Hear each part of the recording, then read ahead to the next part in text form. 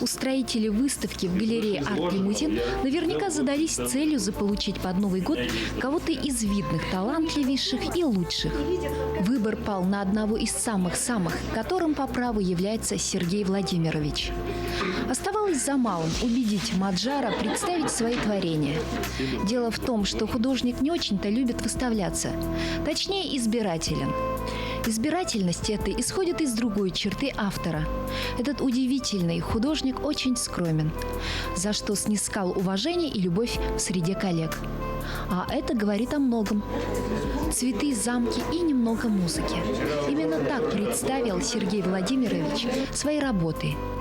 Но зрители и даже самые близкие, супруга и дочь, захотели увидеть в новогодней истории Маджара другую сказку «12 месяцев». Новогоднее время, оно какое-то волшебное. Наверное, у всех такое ощущение. Хоть мы все знаем, что никаких чудес не происходит, но предчувствие чуда, видимо, остается с детства у нас. В новогоднее время Сергей почему-то вспоминает сказку «12 месяцев». И почему-то хочется написать подснежники, как ни странно. И вот он пишет подснежники в темноте, в рюмке. Что-то мистическое в этом есть, по-моему. Но вот без этого он не может. Вот это ему необходимо.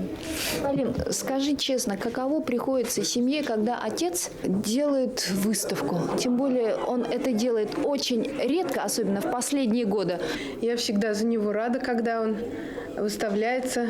Рада тому, что другие люди приходят и смотрят на его работы.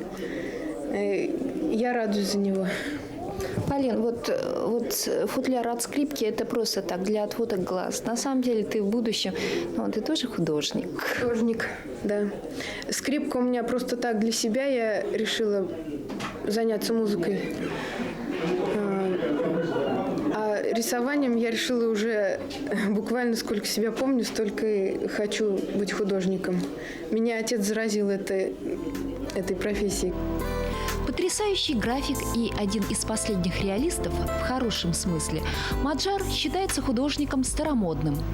Но в то же время, и это отмечают коллеги по цеху, он суперсовременен, владеет самыми передовыми технологиями, постоянно осваивая что-то новое.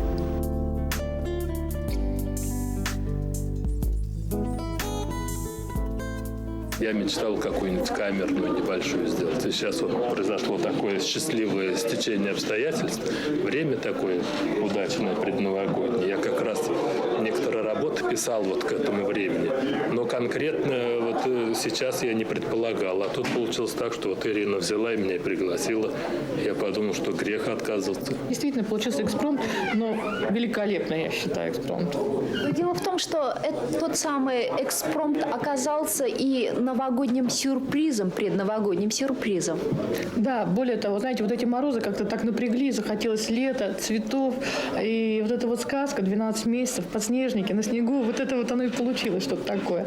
Знаете, вот я, может быть, больше ее для себя даже делала, чем для кого-то, эту экспозицию, потому что, хотелось тепла, хотелось цветов, и получилось. От этих работ на физическом уровне тепло идет.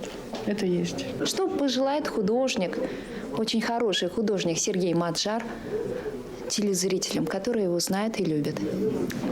Я пожелаю, что вот в этот уходящий год лошади, который задал всем такой темп, я вот по себе сужу, что темп очень быстрый, я привык все медленно делать, а тут вот год лошади подгоняет, и я все время едва успеваю в последний вагон на бегу запрыгнуть.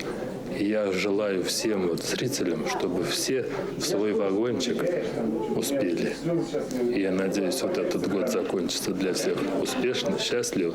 И следующий год, Год белой овцы, он будет более спокойный, пушистым, ласковым. И не такой вот суетливый и торопливый.